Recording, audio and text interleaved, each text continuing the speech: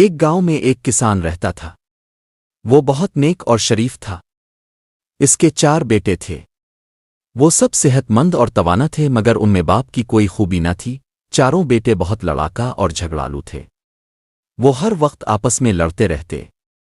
مارنا پیٹنا تو ان کا روزانہ کا کھیل تھا۔ کسان ان کی عادتوں سے بہت دکھی تھا۔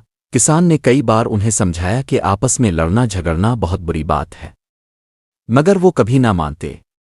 باپ کی بات ایک کان سے سنتے اور دوسرے سے نکال دیتے۔ بیچارہ کسان بہت پریشان رہتا۔ وہ رات دن دعا کرتا کہ اللہ میرے بچوں کو عقل اور سمجھ دے۔ ایک دن کسان کو ایک ترکیب سوجھی۔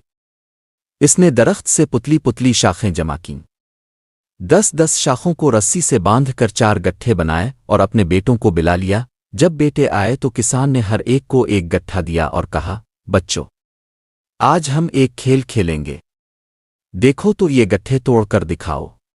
بیٹوں نے سوچا یہ تو آسان ہے۔ سب نے زور لگایا مگر کوئی بھی گٹھا نہ توڑ سکا۔ وہ تھک ہار کر بیٹھ گئے۔ کسان نے گٹھے واپس لیے، ایک گٹھا کھولا اور شاخیں الگ الگ کر کے ہر بیٹے کو ایک شاخ دی۔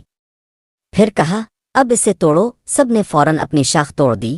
کسان نے کہا، دیکھا بچوں، جب یہ شاخیں اکٹھی تھیں تو تم نہ توڑ سکے، جب الگ الگ ہو گئیں تو آسانی سے ٹوٹ گئیں۔